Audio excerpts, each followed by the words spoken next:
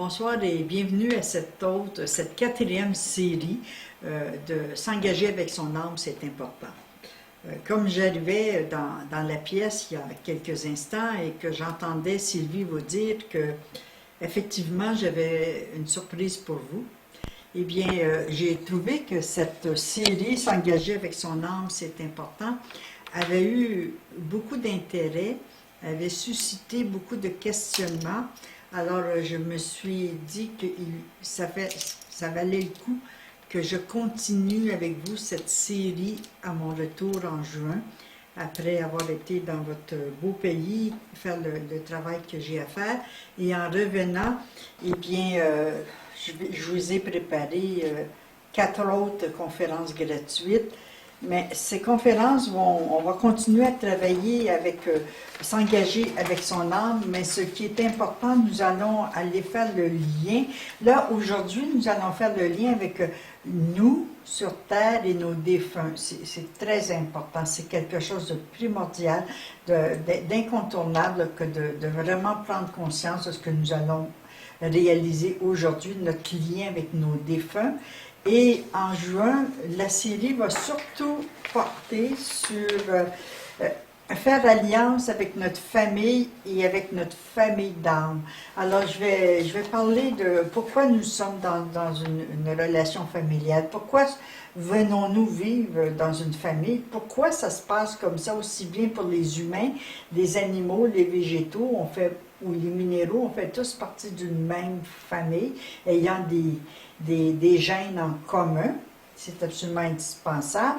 Et s'engager avec son âme, c'est important. Faire alliance avec notre famille sur Terre, c'est important. Et faire alliance avec notre famille d'âme, c'est incontournable. Alors, comme en juin, ce sera qui est mon noyau familial. En juillet, je recrée des alliances avec ma famille. En septembre, l'alliance et sa famille, une alliance sacrée. Et les accords et les alliances entre les vivants et les défunts. Alors, on voit bien que le point de vue pour les guides, pour les aidants, pour le monde de l'invisible, le point de vue de notre relation avec notre famille et la relation de notre âme avec sa famille d'âme et notre ignorance de ce que des raisons valables qui fait que en tant que personnalité, nous avons besoin d'une famille, et en tant qu'âme, notre âme a aussi besoin d'une famille. Alors, et avec nos défunts, nos générations, nos ancêtres et nos descendants, alors nous allons, jusqu'au mois d'octobre, essayer de boucler la boucle sur tous ces sujets fort intéressants et importants pour notre bien-être sur Terre. Alors, sans plus tarder, je vais commencer cette rencontre qui est s'engager avec son âme, c'est important. Je reprends le contact avec l'invisible. Les défunts ont un travail important à faire. Alors, nous allons regarder comment nous pouvons travailler avec nos défunts et quel est leur rôle dans notre vie, quel est notre rôle dans leur vie. Car nous allons parler de la vie des défunts, comme nous allons parler de la vie des planètes, de la vie des saisons, même si l'hiver est terminé, elle a eu une vie, elle a eu un impact sur notre vie. Le printemps, l'été, l'automne, enfin, tout a un impact sur notre vie, qu'on soit passé, que ce soit des choses passées ou que ce soit présent ou à venir. Alors, le rôle des âmes sur Terre si on part du début de notre incarnation, de notre projet de nous incarner, au début, on a dû faire un choix. Les âmes font des choix et choisissent avec les autres âmes qui jouera le rôle des parents, des frères, des sœurs, des conjoints, des rencontres furtives, passagères, du travail, des aptitudes à développer. Enfin, c'est toute une mise en scène du scénario de notre vie. Il n'y a aucune âme qui vient sur Terre par hasard, ou c'était une erreur, ou tu n'étais pas voulu, tu es arrivé trop tôt, par surprise. Non, non, non, non, non. Le scénario, il est déjà installé, fait.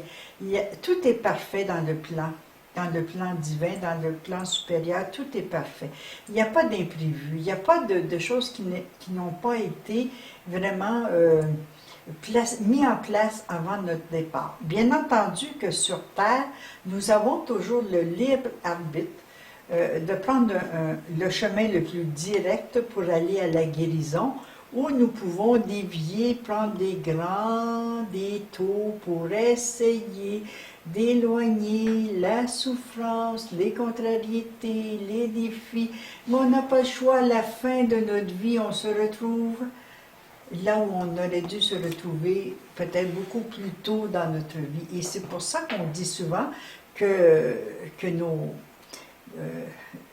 les personnes qui sont prêtes à décéder, peut-être dans 10 minutes, une journée, une heure, règlent plein de problèmes qu'ils n'ont jamais été capables de régler avec eux-mêmes ou avec les personnes de leur famille, de leur vivant.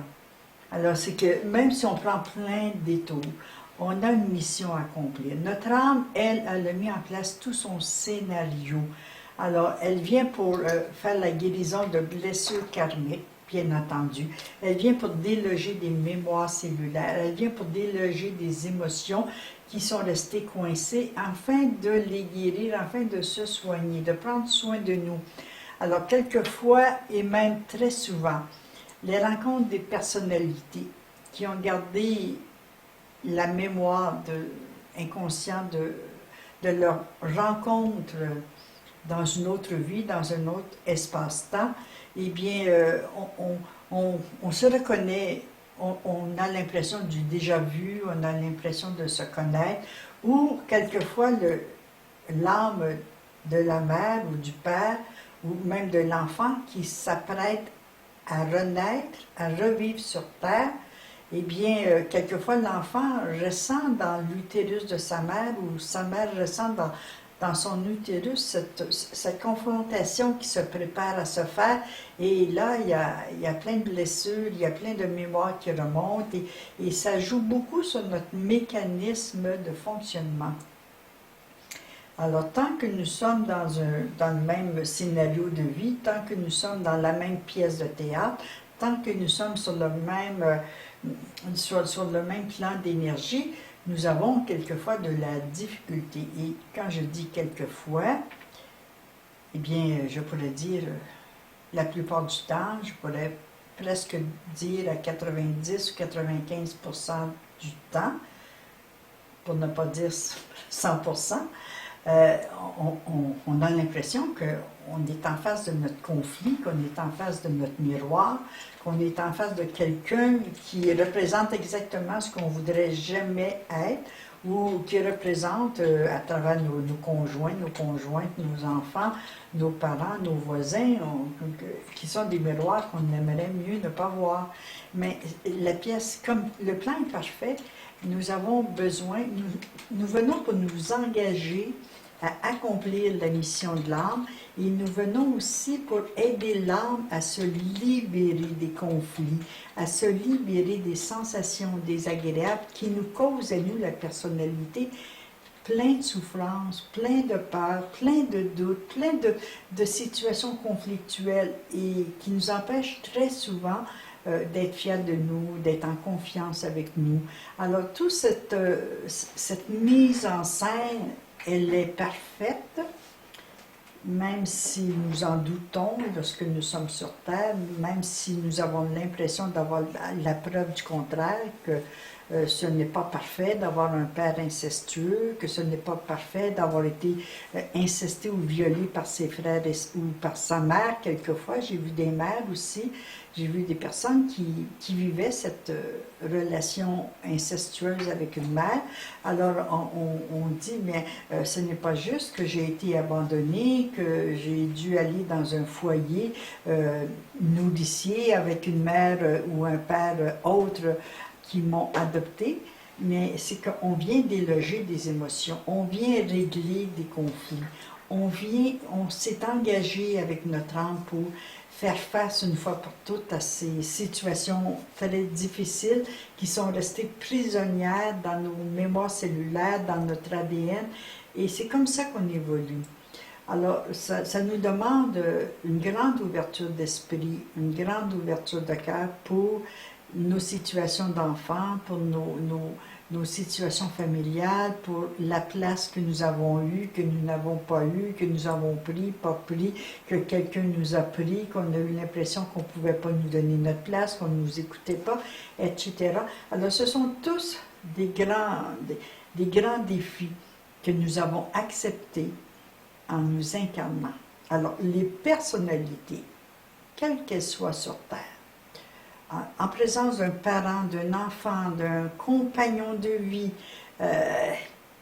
qui se positionne, qui pose des gestes, qui nous font vivre des trahisons, des injustices, des abandons, des humiliations, des rejets, eh bien, que ce soit nous qui posions ces gestes-là vis-à-vis de quelqu'un, ou que ce soit quelqu'un qui les pose à notre sujet, eh bien, c'est exactement ce que nous venons guérir et soigner. C'est pour ça que c'est si souffrant de naître. On dit, oh, que le beau petit bébé qui se prépare à naître, mais c'est le moment le plus traumatisant pour une âme, c'est la naissance. C'est le passage en laissant le monde des défunts, le monde de l'invisible au monde visible. C'est plus difficile pour une âme de naître que de mourir.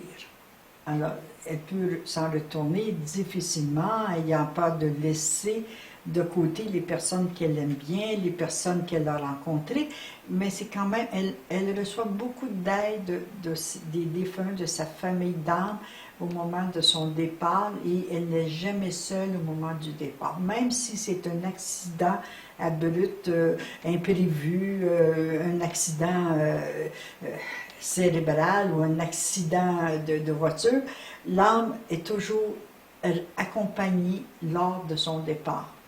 Alors, les émotions que nous venons vivre tant que nous sommes dans un corps physique ont une très très grande importance et sur nous et sur la mission familiale.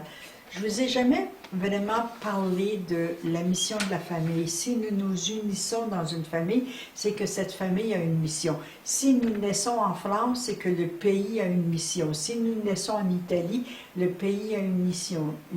Si nous naissons au Québec, le Québec a une mission, le Canada a une mission, un autre pays a une mission, le Brésil, le Chili, les États-Unis. Alors, nous n'arrivons pas comme par hasard dans une famille, et nous n'arrivons pas comme par hasard dans un pays, et nous n'arrivons pas comme par hasard dans une mise en scène, dans la rencontre de nos alliances. On n'arrive pas par hasard.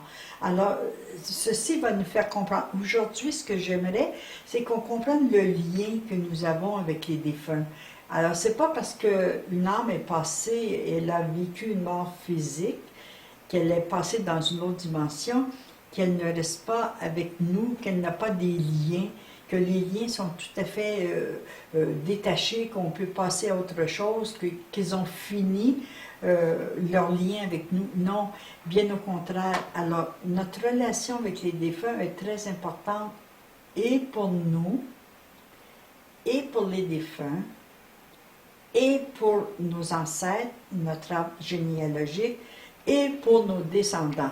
Alors, à chaque fois que l'un d'entre nous pose un geste, règle un problème, libère une émotion, libère une colère, ça a un effet de domino sur nos descendants, sur nos frères et sœurs, sur l'ensemble de la collectivité, de la famille entière, et ça a aussi un grand effet sur nos ancêtres, sur nos défunts, même si ces défunts sont des oncles, des tantes qu'on n'a pas vraiment connus, des grands-oncles, des grandes-tantes qui viennent de la troisième, la quatrième génération avant la nôtre, ou qu'on n'a jamais entendu parler, des cousins, des cousines. Dès qu'il y a des liens, des liens de sang ou des liens d'alliance. Alors, tout ce que nous faisons avec nos défunts a un impact sur notre vie sur Terre et sur nos descendants. Alors, c'est un travail collectif. C'est dans une conscience unique. C'est la conscience que chacun de nous sommes liés, que nous soyons sur un plan de conscience ou sur un autre plan de conscience. Je reçois souvent des questions avec les défunts. Comment prendre contact avec eux? Pourquoi prendre contact avec nos défunts? Quel est ce lien qui nous unit? Alors, c'est un lien énergétique, c'est un lien karmique, c'est un lien de sang, c'est un lien de mission familiale, de mission généalogique. Alors, vous connaissez sûrement des personnes qui se sont penchées particulièrement sur l'arbre généalogique et qui travaillent à partir de la biologie des générations, c'est-à-dire sur tous les liens qui nous unissent.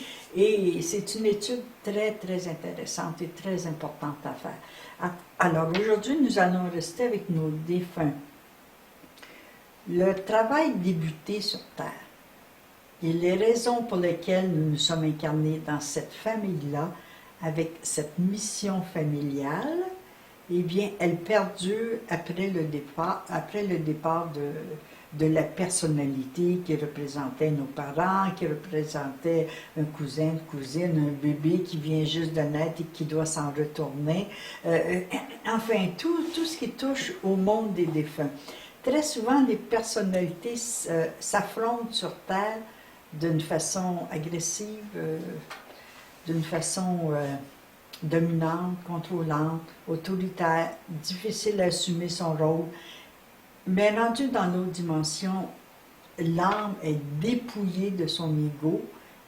L'ego, elle le garde toujours, mais elle est dépouillée des besoins de l'ego, elle est dépouillée des peurs de manquer de matériel, de manquer de matière, la peur de manquer, la peur de perdre, la peur de ne pas réussir, la peur de ne pas être... Et là, elle est dans sa conscience ouverte. Et là, la lumière se fait sur sa véritable mission, sur son véritable rôle dans cette famille. Et à notre grande surprise, l'âme, lorsqu'elle arrive dans cette dimension, prend conscience qu'elle était peut-être tout simplement à côté de son chemin, qu'elle a cru pendant 50 ans, 60 ans, 80 ans, 90 ans, elle a cru bien faire, mais qu'elle s'est aperçue qu'elle avait laissé un mauvais héritage, qu'elle avait laissé en héritage à ses enfants, à ses compagnons, compagnes de vie, un héritage qui est beaucoup plus nuisible qu'agréable. Et quelquefois, l'âme, lorsqu'elle arrive dans son autre dimension, dans la dimension des défunts, elle s'aperçoit qu'effectivement, elle a laissé en héritage à ses enfants, aux gens qu'elle a côtoyés, à son noyau familial, elle a laissé un héritage que les autres membres de la famille n'ont pas réalisé, n'ont pas pris conscience. Alors, on attend de nos défunts un héritage, quelquefois matériel, mais on oublie l'héritage qu'ils nous laissent par leur présence, par les qualités qu'ils ont développées, par la mission qu'ils ont accomplie, par les efforts qu'ils ont faits. Ils nous ont laissé un héritage. Un héritage qui est beaucoup plus puissant, que rien ni personne ne peut nous enlever, ne peut nous empêcher d'utiliser si nous le désirons. Alors, l'argent, on pourrait avoir un notaire, un avocat, on pourrait faire des litiges avec les héritages, avec le droit à l'héritage. Mais ce que nos défunts nous laissent en héritage d'actions qu'ils ont posées sur Terre, eh bien, c'est important. Alors, peut-être qu'ils sont venus jouer un mauvais rôle, peut-être qu'ils sont venus jouer le rôle du bourreau, peut-être qu'ils sont venus jouer un rôle qui n'est pas vraiment agréable, mais ils ont donné une vie, un espace de vie pour enrichir le clan familial, pour enrichir le tout. Alors, on voit bien que le rôle des défunts est très, très, très important.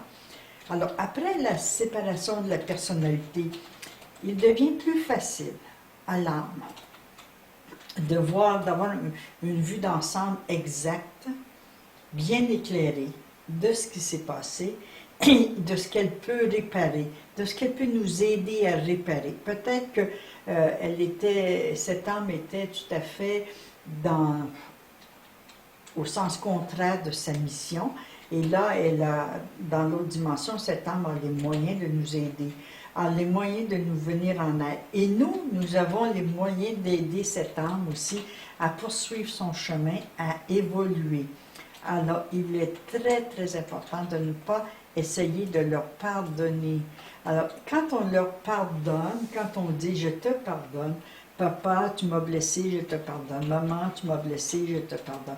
Quand on va dans le pardon signifie je reconnais que tu as eu tort, mais je vais effacer ta dette.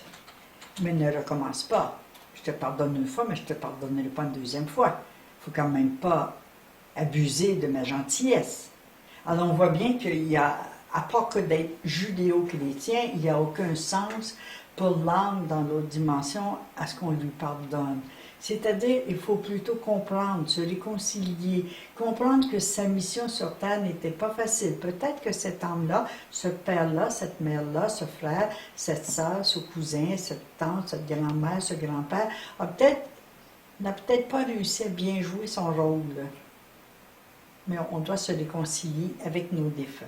On doit prendre en considération que ces âmes qui sont passées dans notre famille, qui font partie soit d'une famille créée par l'alliance, ou que ce soit une famille créée par le sang, eh bien, ces âmes-là ont eu un rôle important à jouer pour que nous puissions nous libérer d'une certaine colère. Disons qu'on aurait eu un papa très, très coléreux, ou très agressif, ou très blessé. Alors, le temps que cet homme, dans la famille, dans le noyau familial, a sorti cette colère et après, s'il arrive à se réconcilier avec lui-même avant de mourir, ou si dans l'autre dimension, il parvient, grâce à notre aide, à notre soutien, de se réconcilier avec lui-même, eh bien, il y a une grande quantité de colère et d'agressivité qui va disparaître dans le clan familial, dans nos ancêtres et dans les êtres créant ce noyau présentement et dans les descendants. Alors, on voit bien que le travail qu'ils font, ils ont besoin de nous et nous avons besoin d'eux. Non pas pour se pardonner mutuellement, mais pour se comprendre, se réconcilier et savoir qu'il n'y a aucune âme qui vient sur la terre sans avoir fait progresser la famille, sans avoir fait avancer la famille d'une façon ou d'une autre. Alors, quand on dit c'est une vie perdue, il a gâché sa vie, elle a gâché sa vie, elle a perdu sa vie, c'est encore une erreur de jugement de notre part. Il n'y a jamais une âme qui perd son temps sur terre. Chaque âme avance et fait avancer l'ensemble de votre arbre généalogique et l'ensemble de vos descendants et vous-même. Et vous, c'est la même chose. Vous faites avancer ceux qui viennent derrière vous. Vous faites avancer ceux qui vous comptent dans la famille. Alors, notre place dans la famille est importante. C'est pour ça que j'ai vraiment consacré les 4 prochaines conférences, juin, juillet, septembre, octobre, à la compréhension de ce noyau familial, de l'importance et de l'importance de bien comprendre le rôle de notre famille d'âme, la famille de notre âme et la famille de notre personnalité et la place des défunts dans tout ça. Alors vous allez comprendre qu'aujourd'hui, cette conférence, elle est importante pour comprendre la relation que nous devons avoir avec le monde de l'invisible. Alors, quelquefois, nos âmes qui ont été nos parents sur Terre, nos oncles, nos tantes, nos grands-pères, nos grands-mères, etc., ont continué à évoluer dans l'autre dimension et par leur ouverture et leur capacité à se réconcilier avec eux-mêmes, sont devenus des aidants. C'est-à-dire qu'ils peuvent faire partie des aidants, des guides dans l'autre dimension. Et peut-être que par un jugement sévère, eh bien, si tu avais vécu avec mon arrière-grand-père, selon les dires de mon père ou de mon grand-père, si tu avais vécu dans cette génération-là, je te jure bien que tu ne le regarderais pas comme un guide. Mais qui sommes-nous pour juger l'évolution des âmes dans l'autre plan de la création, dans le plan de l'invisible? Alors c'est très important que nous gardions en conscience que chaque âme qui s'incarne a un travail, une mission, qu'elle doit s'engager à remplir sa mission. Et j'ai eu, et ça je sais que je vous ai déjà raconté cette histoire, je n'ai pas le désir d'allonger l'histoire et de rester longtemps sur ça, mais j'ai déjà été en contact avec des hommes, c'était 2 fois des hommes, qui avaient accepté comme mission de tuer quelqu'un. Ça faisait partie du plan. Et dans ma âme, sur Terre, on peut dire que c'est inacceptable. On ne peut pas faire ça, on ne peut pas. Mais il y avait vraiment une expérience karmique. Ça peut arriver comme 2% du temps des tueurs. Je ne vous dis pas que c'est leur mission de tuer, mais ça peut faire partie de leur mission. Alors, on ne peut pas juger une âme qui se suicide, une âme qui passe dans une autre dimension, d'une façon brutale, inattendue, d'une façon violente, ou qu'importe, on ne peut pas juger. Alors, les relations que nous devons garder avec le monde de l'invisible est très important, pas seulement pour le monde de l'invisible, mais pour nous aussi, pour notre évolution sur Terre, pour notre capacité à bien utiliser la matière, le matériel, l'argent, nos dons, nos qualités, nos ressources, nos places professionnelles. Alors ça a un grand impact sur notre vie, cette relation avec les défunts.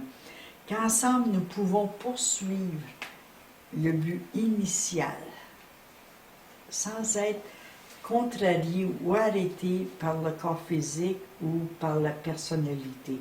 Alors, quelquefois sur Terre, le parent ou l'enfant ou le frère, la sœur est absolument dans l'impuissance d'accomplir sa véritable mission. Il est arrêté par de l'agressivité, par de la colère, par une incapacité à maîtriser ses émotions ou à vivre ses émotions. Il peut être aux prises avec une impuissance sur Terre, mais dans l'autre dimension, nous pouvons vraiment leur venir en aide. Vraiment, vraiment, vraiment. Comment on fait pour aider une âme qui est désincarnée? Alors, l'âme désincarnée ne reçoit plus les obstacles qu'il avait sur Terre. Elle avait des obstacles de la personnalité, des contraintes des autres personnes, des jugements, des sévérités. Alors, quand l'âme se désincarne, elle n'a plus ces obstacles-là.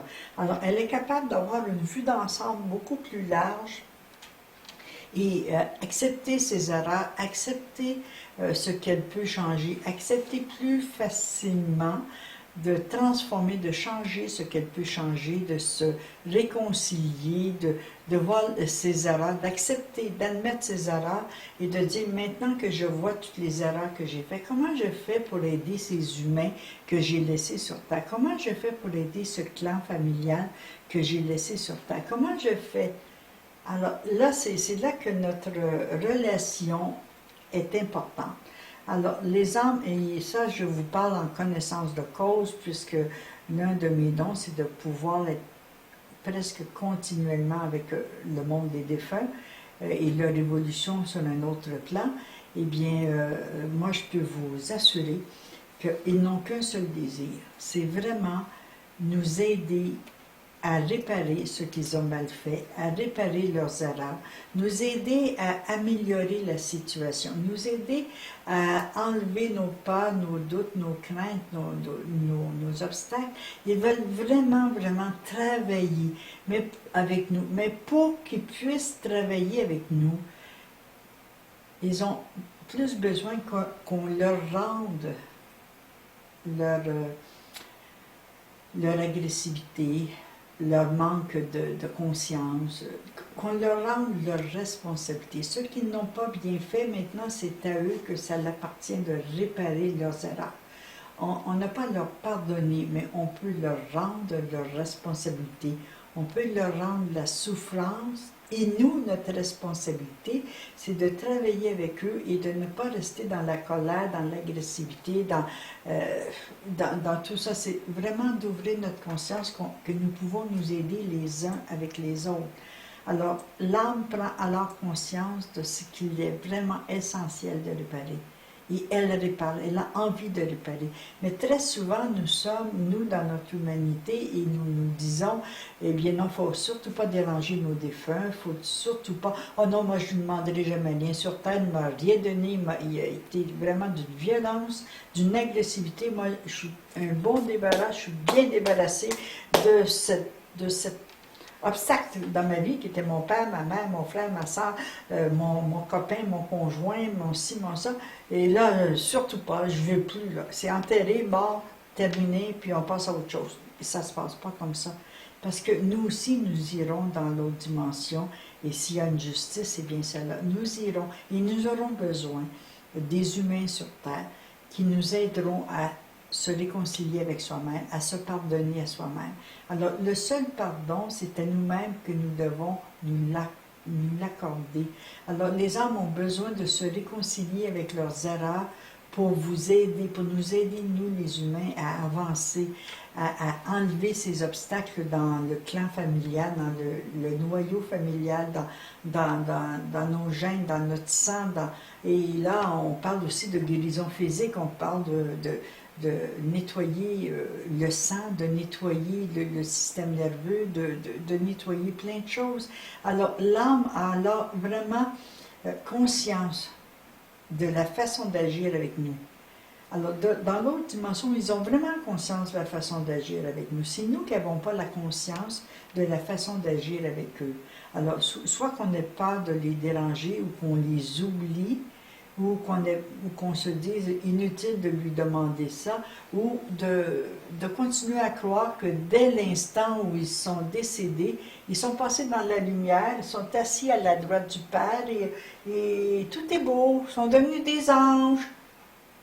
Soudainement, il suffisait seulement de mourir. Mais non, ils gardent encore en eux, dans leur conscience, les fautes, les erreurs, les obstacles, leur maladresse, leur inconfort, et ils nous demandent de les aider à se dégager des culpabilités, de la honte avec laquelle ils sont partis. Ils ne sont pas sans avoir conscience de leur maladresse, des blessures qu'ils ont pu causer. Et si ça ne faisait pas partie de leur plan de vie, eh bien, ils ont besoin que nous leur remettions leur responsabilité en conscience et de leur dire maintenant, tu peux te pardonner, tu peux te réconcilier avec toi.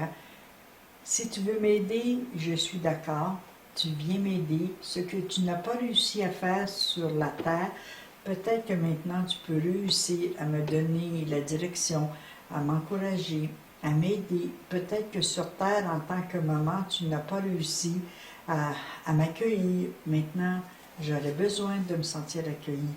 Et là, je te remets tes difficultés, elles t'appartiennent, et tu les transformes comme tu le peux, mais j'ai vraiment besoin que tu continues le rôle que peut-être tu as mal fait ou maladroitement fait lorsque tu étais sur Terre.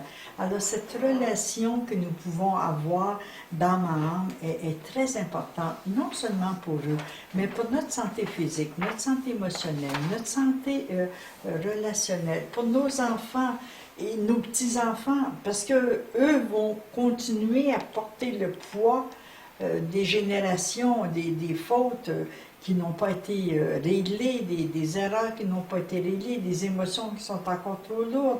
Alors, quand on parle des maladies héréditaires, quand on parle de l'hérédité familiale, alors il faut bien comprendre que l'hérédité, c'est l'héritage que nous recevons de génération en génération.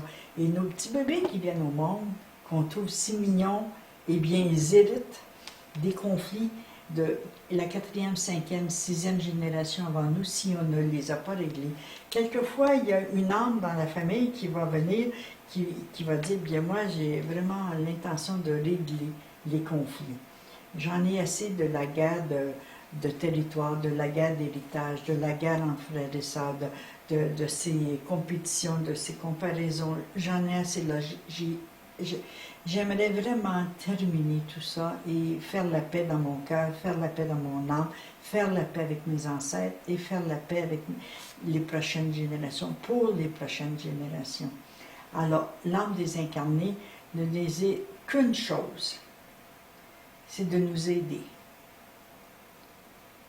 Et que nous fassions des actions de réconciliation naturellement. Se réconcilier avec soi. Si on a eu la colère contre un parent, contre un frère, une sœur, eh bien nous, on pourrait, dans notre âme et notre conscience, terminer de lui en vouloir, arrêter de se méfier que peut-être une autre personne viendra faire ce que notre frère nous a fait, ce que notre sœur nous a fait, et continuer à donner en héritage aux autres membres de la famille notre colère, notre agressivité, notre méfiance. On pourrait peut-être se réconcilier, dire « Bon, j'ai pas tout compris son rôle, mais je pense que c'est important que je me réconcilie.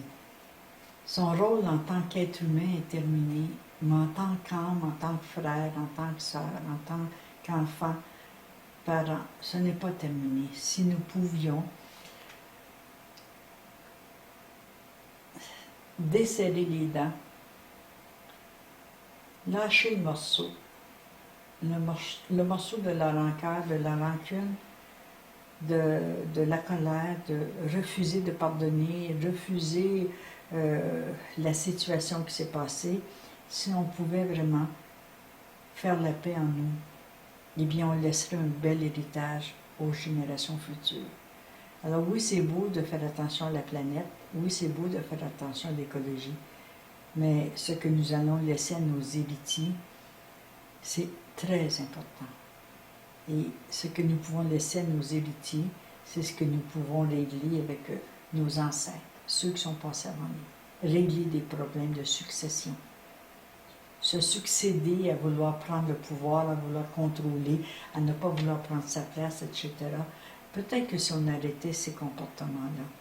Alors vous allez, j'espère, bien comprendre l'importance de cette prise de conscience aujourd'hui, du lien qui nous unit, du lien vraiment tangible, physique, bien qu'on ne les voit plus, ces liens-là, puisqu'il n'y a plus un corps physique, mais ils demeurent, et ils demeurent pour des générations et des générations futures. Alors, pourquoi pas régler ces questions de succession? Il y a une année, entre autres, dans l'un de mes premiers voyages, j'étais en visite chez quelqu'un qui vivait en Haute-Savoie et le père me disait ah ben non, lui c'est un étranger, il vient de l'autre montagne. Ah non, lui, il ne faut surtout pas qu'il vienne dans notre maison, on ne va pas acheter ses produits. Oui, mais il est bon son fromage. Non, non, c'est un étrange, on n'y va pas. Alors cet héritage... Et lui, il n'y avait jamais rien eu. Je lui ai posé la question, est-ce que vous avez déjà eu un conflit avec ces gens-là? Non, mais il faut pas. Mon père me le disait, mon grand-père me le disait, tout le monde le disait, les vieux le disaient. Alors, on hérite des colères de nos ancêtres sans trop savoir pourquoi. Et on fait des choses et on perdure, on continue, on perpétue la colère, l'indignation. Quelquefois, peut-être que dans la montagne en avant, il existait une belle fille et peut-être que le garçon est allé enlever la fille du voisin et que là, ça n'a jamais été pardonné et qu'aujourd'hui, les femmes sont quelquefois punies encore aujourd'hui dans nos générations à cause d'un geste qui s'est passé il y a 5 générations, 6 générations. Je le vois très, très bien, très souvent dans les consultations que je fais, quand les gens viennent me rencontrer. Et là, je vois où s'est trouvée la faille, où la faille s'est faite, qui fait qu'on n'arrive pas à pardonner, à se réconcilier sans trop savoir pourquoi. Alors, s'il vous plaît, prenons le temps de prendre conscience de l'importance des liens qui nous unissent, des liens d'énergie, des liens d'alliance, des liens d'un pacte qu'on a passé les uns avec les autres. Et s'engager avec son âme, c'est s'engager aussi à aider notre âme à régler des conflits générationnels, de régler des conflits ancestraux, de régler des conflits d'un passé karmique qui n'ont plus lieu d'être aujourd'hui, et de commencer un nouveau cycle de vie, de commencer une nouvelle façon de vivre sur Terre pour que nos générations futures puissent profiter de notre ouverture d'esprit, de notre compréhension et de notre générosité à se réconcilier les uns les autres. Alors, je vais vous laisser la parole. Je pense que j'ai beaucoup parlé, j'ai beaucoup pris votre temps. J'aurais eu d'autres choses à vous dire, mais en conclusion, plus nous sommes nombreux à vivre dans un niveau de conscience élevé, plus nous laisserons un héritage énergétique agréable à nos descendants. Qu'importe si vous avez de l'argent ou non à leur laisser, mais laissez-leur un bout de paix, un bout de réconciliation. S'ouvrir à s'engager avec notre âme, c'est important. Se relier à l'âme de nos défunts afin de suivre le chemin de notre évolution est une richesse pour l'ensemble des âmes incarnées, désincarnées et pour nos descendants. N'avoir qu'une seule chose à laisser en héritage. Eh bien, j'aimerais bien laisser la paix en moi, la sérénité, pour que ma fille, mon petit-fils et les suivants puissent en profiter. Alors, je vous laisse la parole.